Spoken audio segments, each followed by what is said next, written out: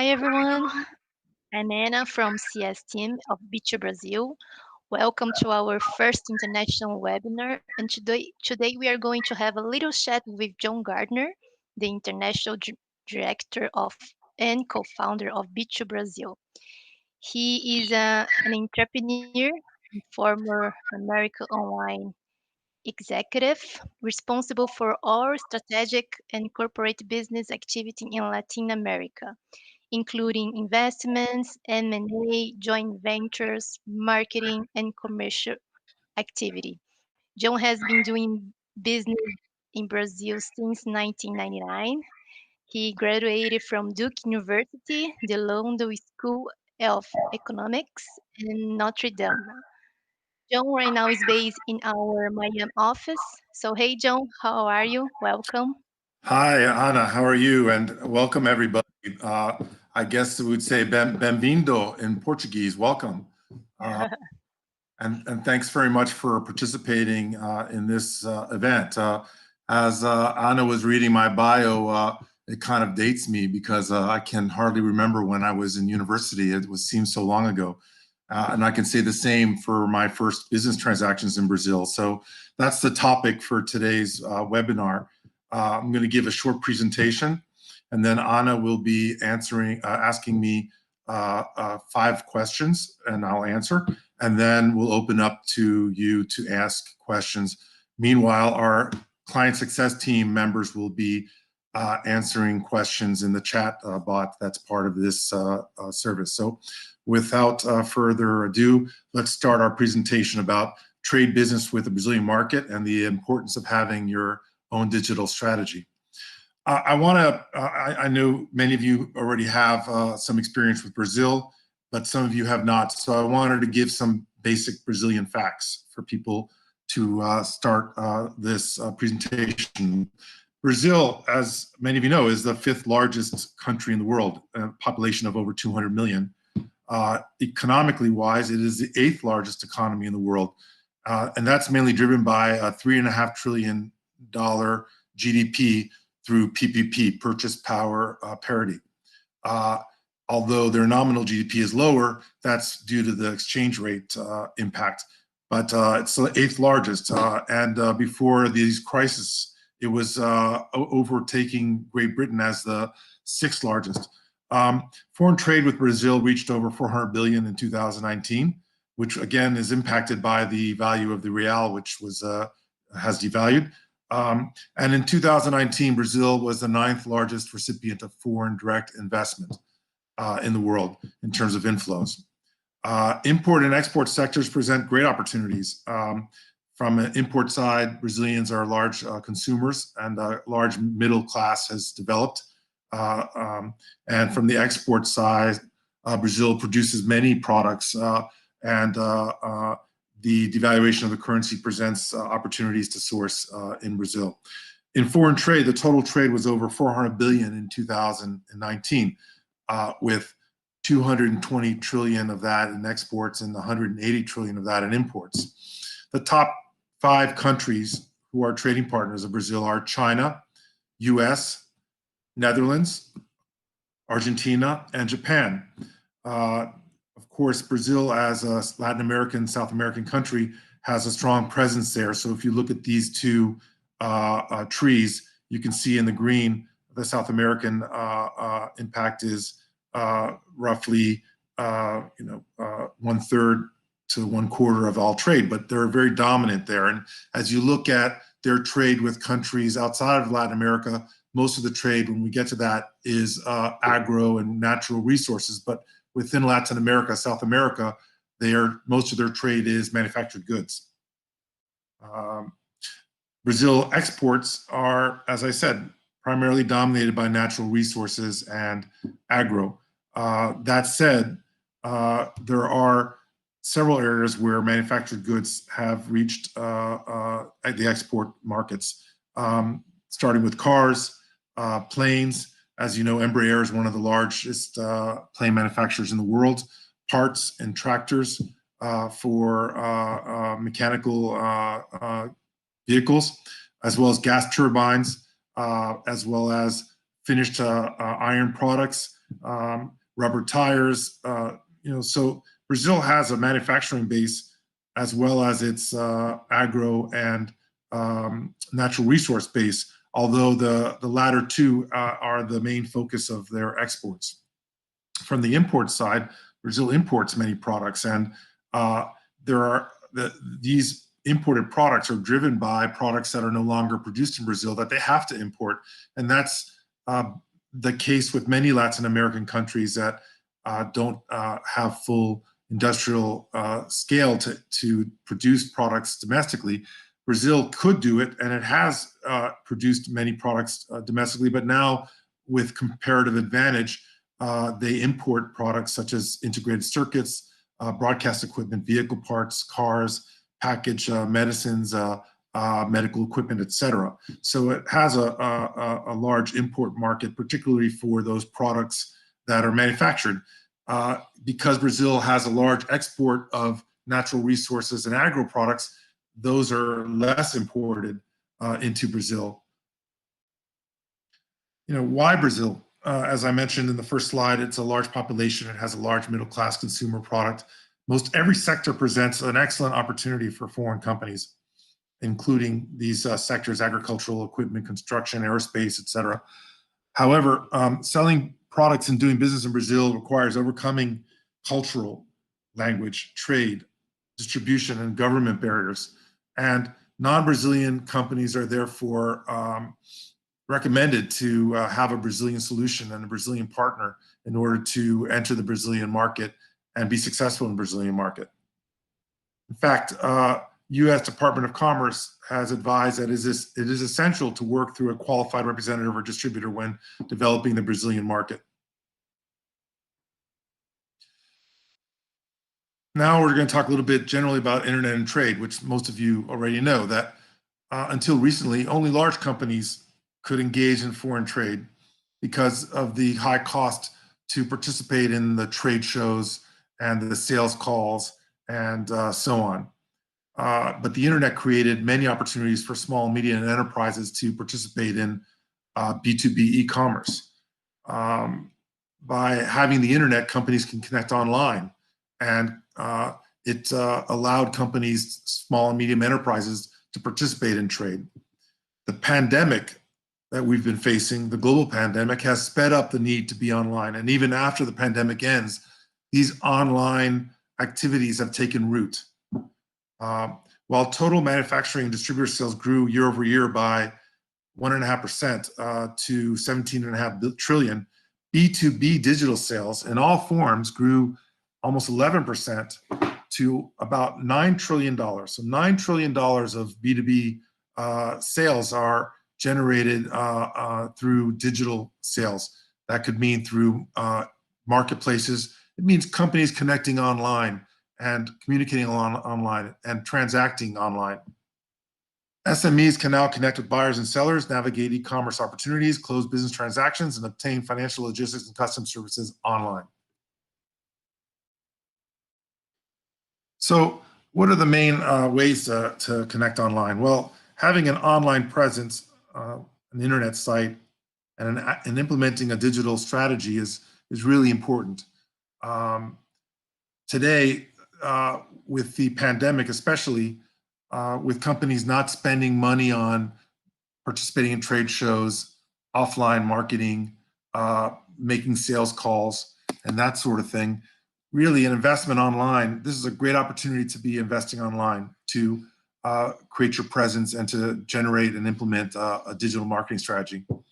Online also includes B2B marketplaces, which connect buyers and sellers. Online activities also include virtual trade shows. As the trade shows have not been able to be conducted offline and great value, and they still do, as they have not been able to connect offline, they've converted to online trade shows, which have their own value because they have their own base of buyers and sellers that always participate, and they have known brands. Fourthly, an online activity is virtual matchmaking events, which we find very interesting, and it's something we're investing in the technology to implement ourselves.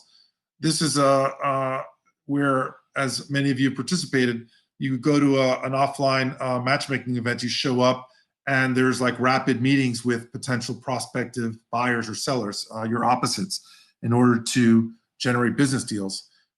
We've had success in the offline matchmaking services, and I don't see any reason why the online matchmaking services wouldn't work, particularly if you have a good database of the buyers and sellers to connect. And then lastly, online searches and online digital marketing using Google or Bing or any other localized kind of services. So as far as B2B marketplaces are concerned, our specialty is, which is our specialty, I'd like to discuss a little bit about B2Brazil. We're the leading and most comprehensive marketplace in Latin America, connecting thousands of Brazilian companies with international companies. Companies are promoted in 4 languages, Portuguese, English, Spanish, and Chinese, to thousands of users through a personalized profile page and listing of products and services, listing of leads, a negotiation messaging system which allows negotiations via threads. And we have a multidisciplinary team specializing in international business offering, intelligence service and business support, operational outsourcing, and international logistics on an offline side to complement our online side. We also operate B2 Argentina and B2 USA, and our head office, while in Sao Paulo, we also have a USA office in Miami. Just some of the facts about our portal. We have over 160,000 registered companies. About 100,000 are buyers, and the rest are sellers, although there's an overlap of buyers and sellers. We had almost 6 million visitors in the last couple of years from nearly 200 companies. And we generate over 600,000 leads we distribute to our company. It's our member companies. And it's important to understand what a lead is because it drives our business and drives your business too. Leads are, from a buyer standpoint, posting a request for a quote. I request a quote for this product. It could be a manufactured product. It could be an agro product. It could be the development of a new product. It's an RFQ from the buyer. That's a lead, a buyer lead. A seller lead is a post of an offer, a sell offer, that I have this product, I have this coffee, and I'm selling it for this much per kilogram, and FOB Brazil, let's say, FOB Santos, or they could give a CIF price, whatever. A sell lead is an offer from a seller for a product. So we distribute over 600,000 leads per month to our buyers and sellers. And when a buyer and a seller receives a lead, they receive it not only in their B2Brazil messaging system, they also receive it in their regular mailbox, and then they can reply directly to that lead. So as you can see, the number of registered companies has increased on our service over the last 4 or 5 years, from 12,000 companies in January 2016 to over 160,000 companies today. And our sectors cover the full gamut of product segments, from manufactured products like furniture, fashion, cosmetics, to agro like coffee, acai, and sugar, etc., to industrial machines and equipment. So our sectors are, run the whole gamut, and we have hundreds of subcategories in our service of our products, filled with thousands of products, millions of products. Our registered company revenues, as you can see, are small, medium. They're typically between 1 million to 10 million. That's the majority of our companies in revenues.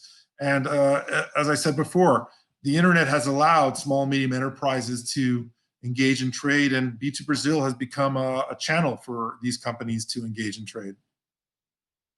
We wouldn't be where we are without partnerships and alliances. So some of our major partners are Visa, the credit card company, Apex Brazil, which is the federal trade agency, CNA, which is the largest association of agro companies in Brazil, and banks, Patagonia and Bex, Google, and partnerships in China and other Brazilian associations.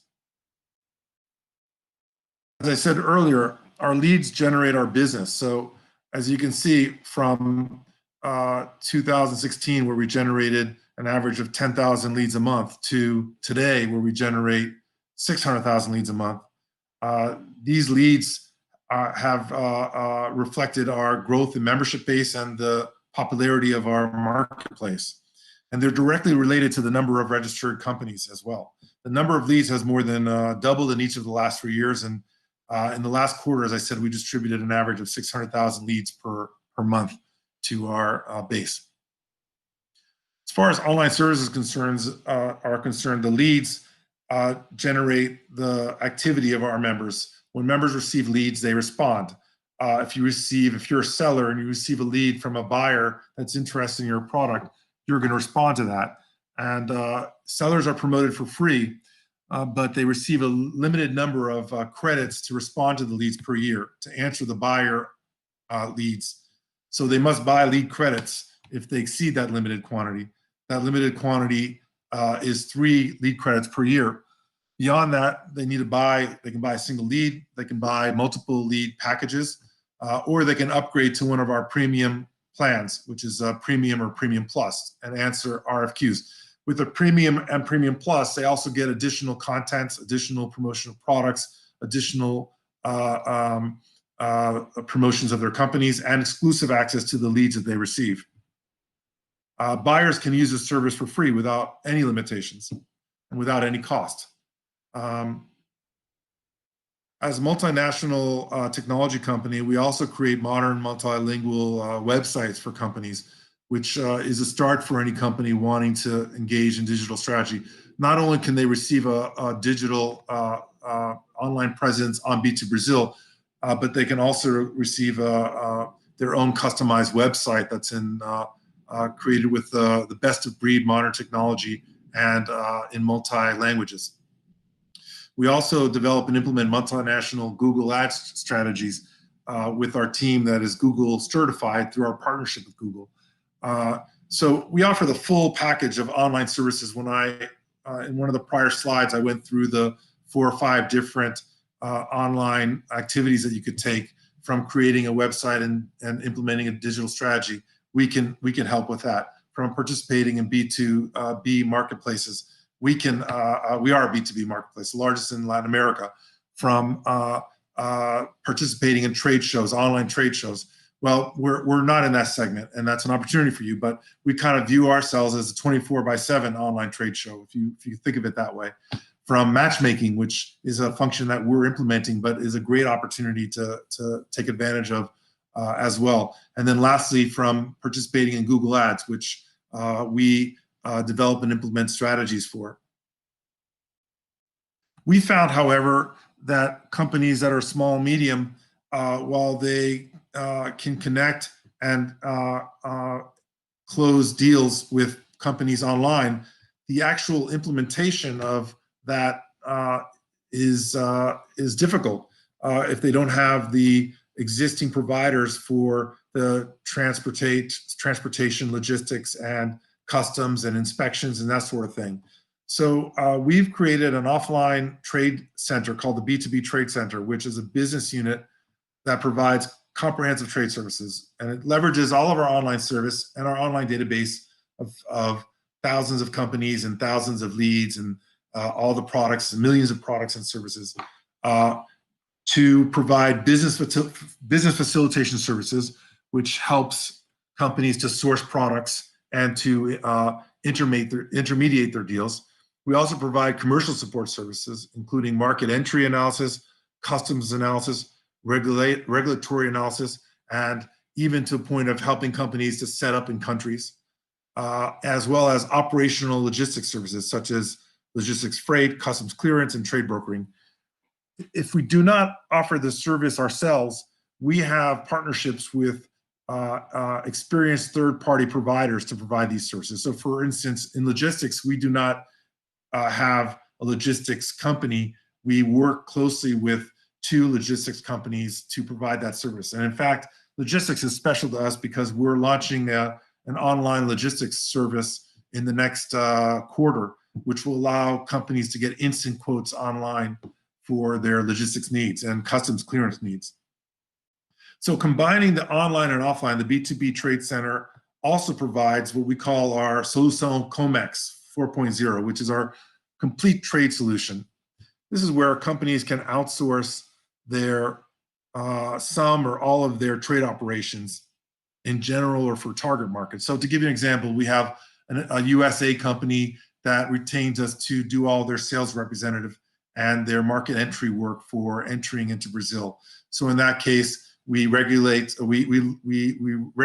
our products if they have to get approvals from the FTA equivalent or from the EPA equivalent. We then do all the prospecting using our online resources, using our partnerships, and then just doing the old traditional offline prospecting. We intermediate the deals. We arrange the importation. We have an importation license. We can import it for the company directly and resell it for them. We help them find distribution partners and that sort of thing. That's basically on a Brazil level, representing a foreign company to sell their goods. Another situation might be a foreign company coming to us and saying, we need to source bikinis or this kind of fashion product as a private label. In that case, we have many companies we work with to do private label services and can help source. As the US trade issues have grown with other countries, Brazil is becoming an option for sourcing private label products or sourcing Brazilian branded products.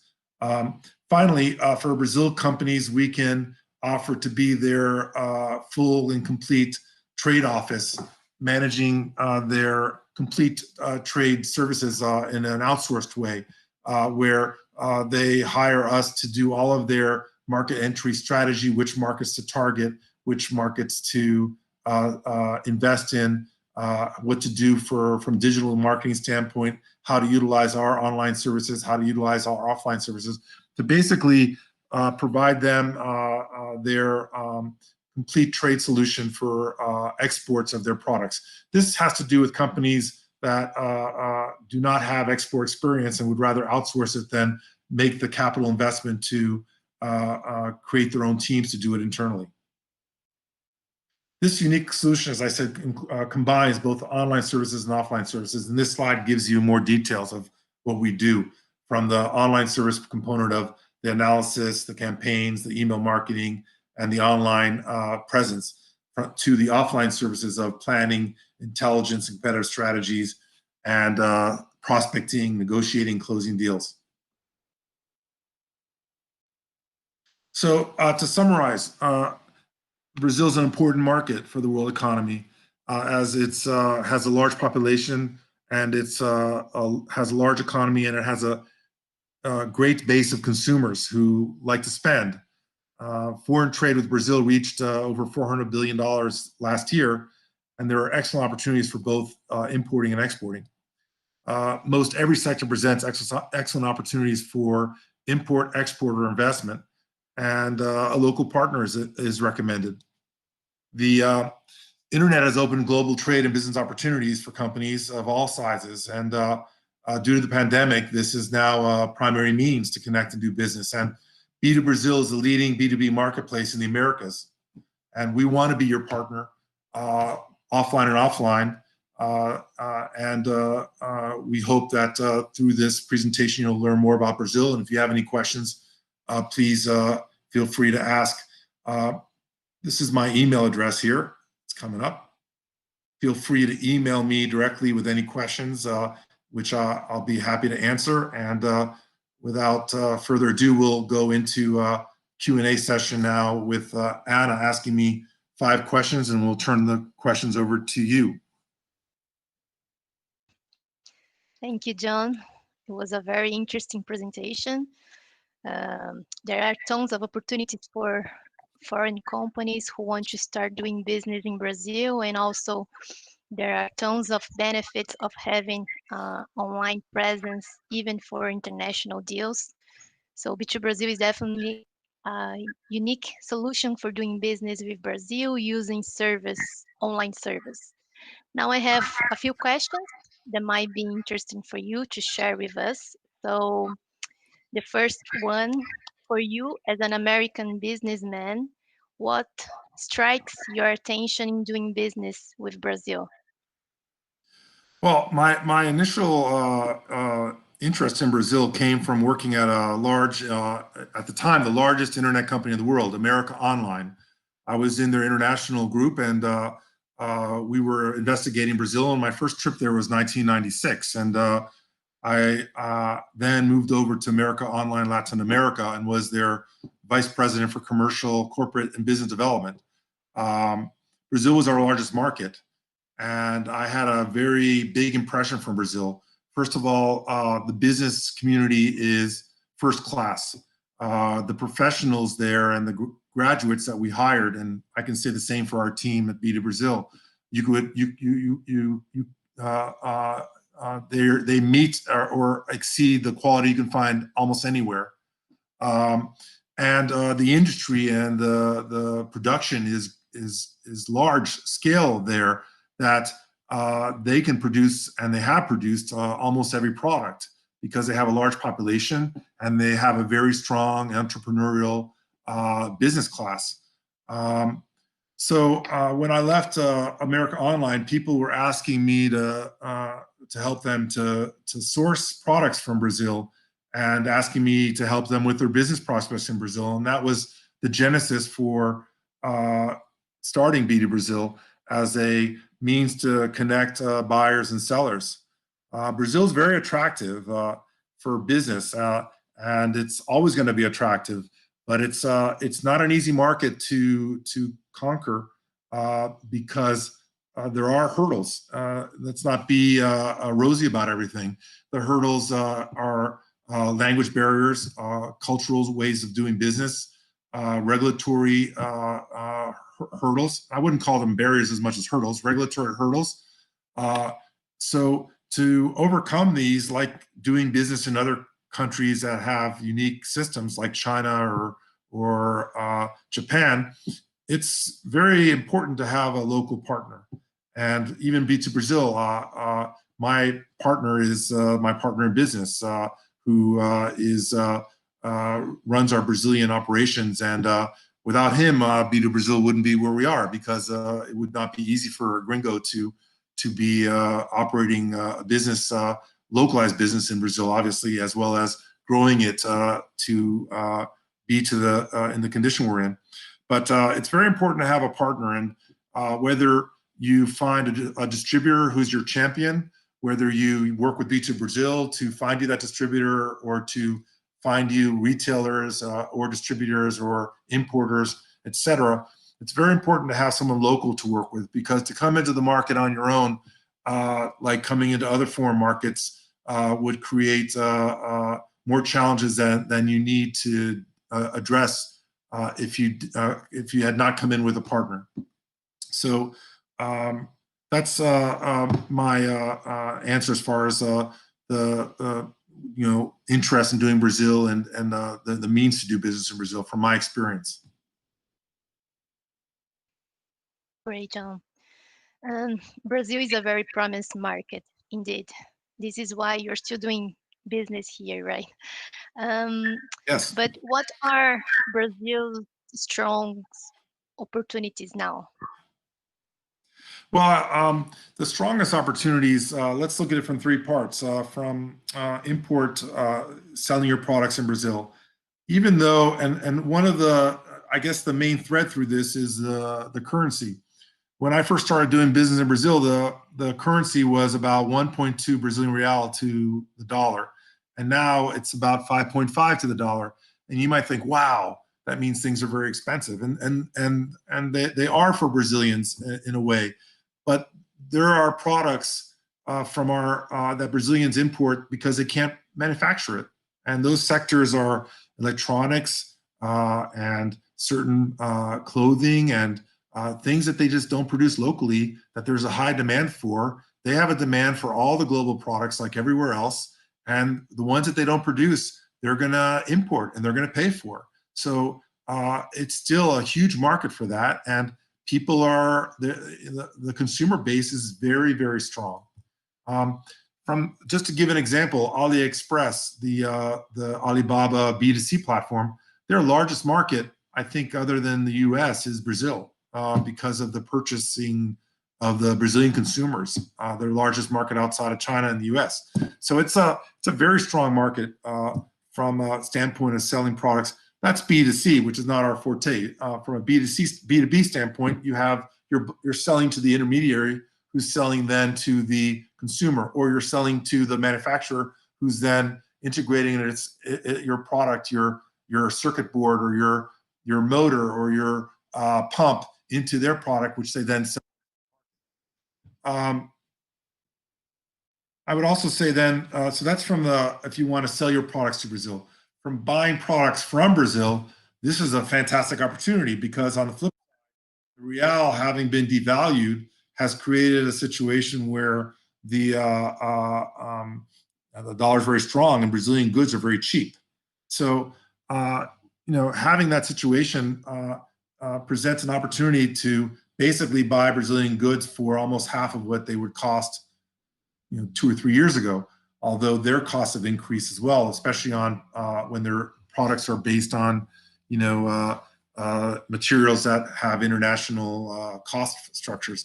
But overall, it's a great opportunity to source products from Brazil, from the agro to manufactured products in fashion or in machinery, etc. And we can go into more detail on that if you contact me. Lastly, if you're thinking about opening up an office and investing in Brazil, or buying real estate in Brazil, or buying a company in Brazil, again, the devaluation of the real presents a great opportunity to do this. Brazil's not going anywhere. Population's not going anywhere. And when this pandemic is over, this is a great opportunity to buy in low, wait it out, make things efficiently, run more efficiently, and then take off when the market takes off, because it does present a very strong marketplace from a industrial side, from a manufacturing side, from a consumer buying side, and then, as I said, from a professional side. You can match Brazilian professionals with any professionals you can find in any other country. So those are the opportunities, I would say, for B2Brazil, for Brazil business today. Okay. And the third one, how has the pandemic accelerated business digital transformation? As I said before, the pandemic has had a big impact. It's accelerated the digital transformation, because we cannot meet face to face. We cannot do sales calls except online. We cannot do trade shows. The only way to connect and do business is online. And the online tools were there. It's interesting, if you look at the usage of, Zoom was there before. Google Meets, which we're using now, was there before. A lot of these platforms were there before, but now there's a huge demand for them, and they have to scale. And now we're finding that these digital technologies are going to advance, and they're going to integrate more and more different types of services. But as I said in the PowerPoint, there's 5 ways to really be active. 1 is the website and a digital marketing strategy. 2 is B2B marketplaces. 3 is online trade shows, virtual trade shows. 4, virtual matchmaking events. And 5 is having a Google strategy, Google or Bing strategy to promote yourself to buyers or sellers. The problem with that Google strategy is it's too general, and you'll be spending a lot of money getting leads from buyers that may not be relevant to you, as opposed to when you're in a B2B marketplace, or in a trade show, or in a matchmaking event, where you're more targeted and connected with your opposite, or the other party that you're looking to do a deal with. These will be here to stay. When the pandemic is over, sure, we're going to return to flying to trade shows and flying to do sales meetings. B2Brazil, one of our top markets, is China, and we have several deals that are waiting for face-to-faces to finish, and face-to-face virtual has reached its limit to having a face-to-face, actual face-to-face physical meetings. So those will return, but as we all know, this is here to stay, these digital channels now. And whether their usage kind of goes down a little bit more, overall, their usage will increase market share and will always be a part of now the business landscape for doing trade and business. Just like companies are considering remote offices over having everyone concentrated in one office in the future, or some combination of the two. The digital is here to stay, and that's going to be although it's accelerated by the pandemic, and it might be affected once the pandemic is over. These things are well rooted now into our business culture and our ways to do business.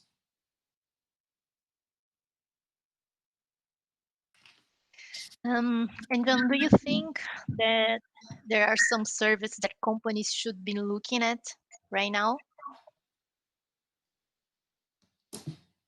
Yes,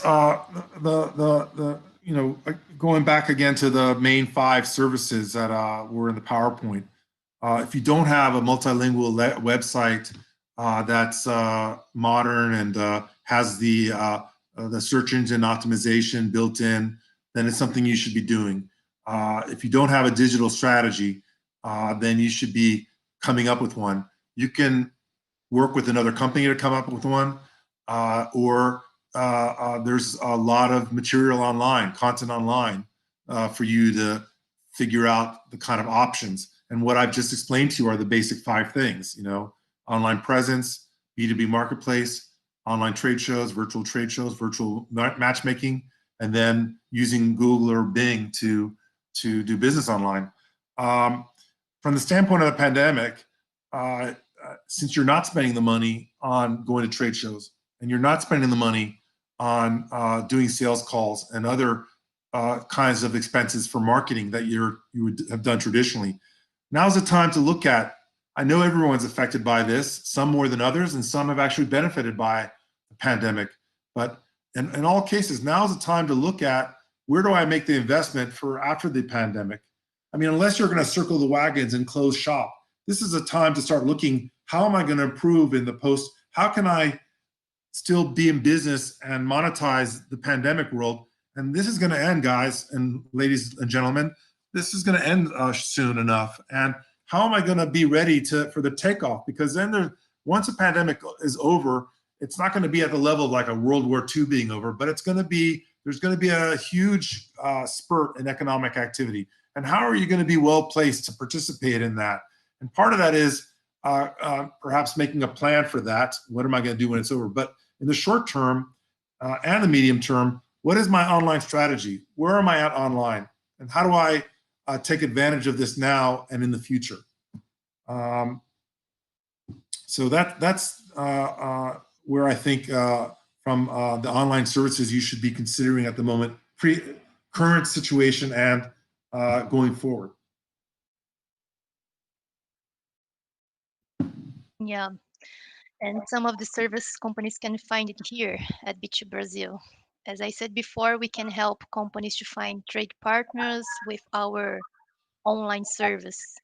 And John, in your opinion, can online service fully replace offline service for B2B trade?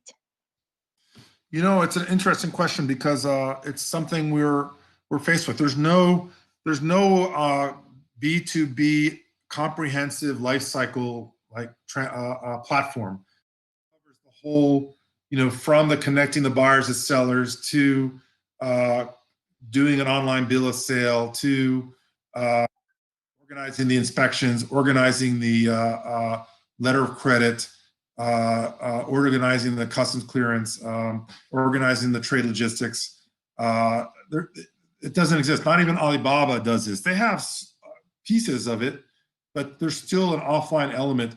And I'm not talking about like selling 100 kilos of coffee. That could probably be done, completely online. New buyer and a new seller.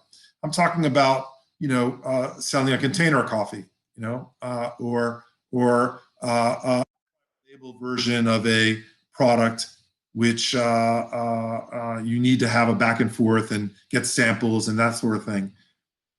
So there's always going to be an offline element to online. From the B2Brazil standpoint, we're connecting the buyers and sellers, and we're giving them means to communicate and negotiate the deal. And we're going to implement ways to do the bill of sale online. And we're implementing these vertical value-added services we're implementing an online logistics service where you get instant quotes and book your logistics online. We're implementing a trade financing online where you can book your trade financing for your deal. All of these different elements will be implementing at one point, and then the trick will be to integrate them, to put them all together so it's a seamless service for you, seamless service, comprehensive service for our users, buyers and sellers to be able to complete their deal online. Now, will there be offline components? Sure. You might then contract an inspection through our service. And obviously the inspector has to be contracted, and there's a pause in your deal until the inspection's done. The inspection's completed. He'll submit the report online to you. Then you review that report and you approve it. And then the transaction then continues because that's been checked off. But that's how we'll handle some of these offline components, where there'll be pauses or parts of the transaction that must be checked off before the total transaction gets completed. So, in final answer to that question, I do see over time online taking over the offline, not from the physical things that have to be done, but incorporating it all into a comprehensive transaction, which the buyer and seller can work out all the details through this one platform and arrange all of these components, which will be handled offline. And once those are checked off, they can complete their transaction.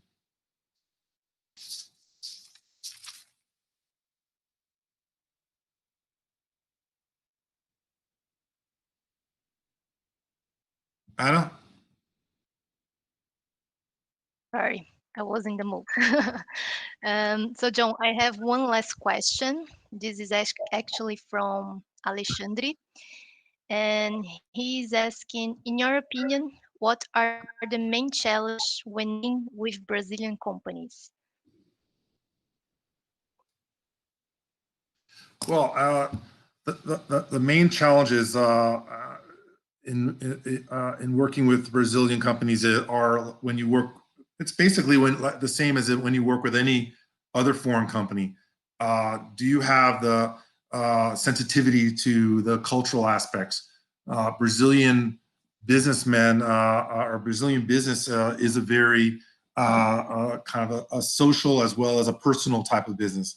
We're going to lose that with the virtual in parts, but at the same time, those will be taken care of by having virtual conversations and being able to exchange things face to face, and then over time having those meetings. But the culture is a very important aspect. Also, the language. While many Brazilians can speak English or read English, most of them cannot. And most non-Brazilians cannot speak Portuguese, although speaking Spanish will help you. But the language differences come into play.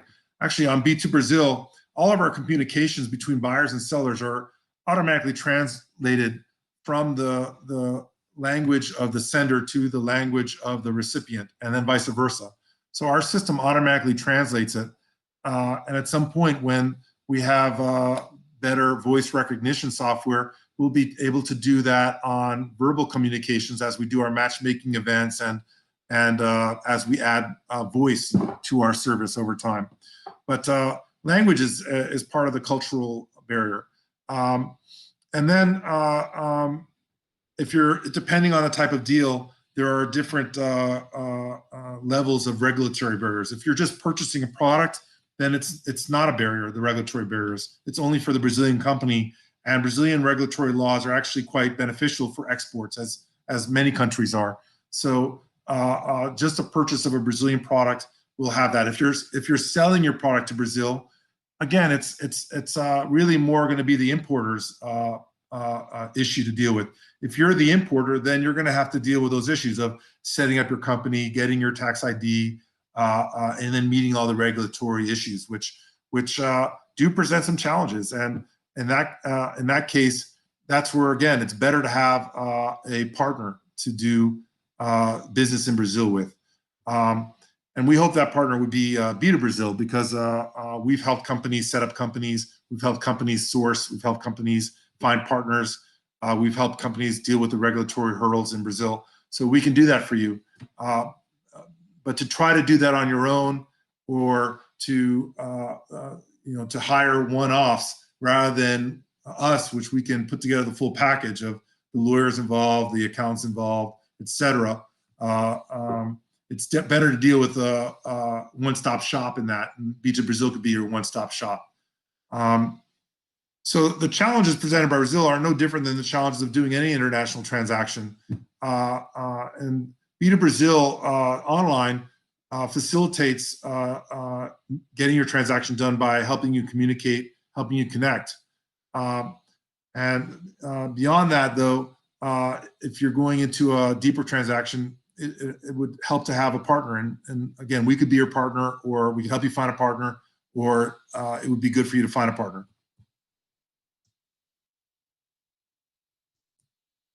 Thank you, John. Do you have any final consideration? No, I'd like to thank everybody for taking the time in the day to participate in this webinar. As I said in the beginning, I'm a Brazilophile. I've been doing business in Brazil for over 20 years now, and it's a very attractive market for both buying and selling and investing. And I wouldn't say that I'm all in on it with B2Brazil.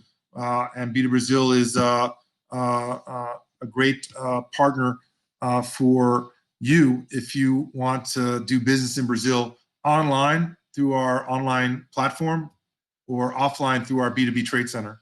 And please, again, this is Anna's email address, but my email address is here. Feel free to contact me directly. And over the next months, we'll be holding other webinars, including how to set up a company in Brazil, including how to use our platform to assist our non-Brazilian base of companies, which over 100,000 companies are registered companies are outside of Brazil, to assist you in doing business with Brazil. Thank you very much. Obrigado.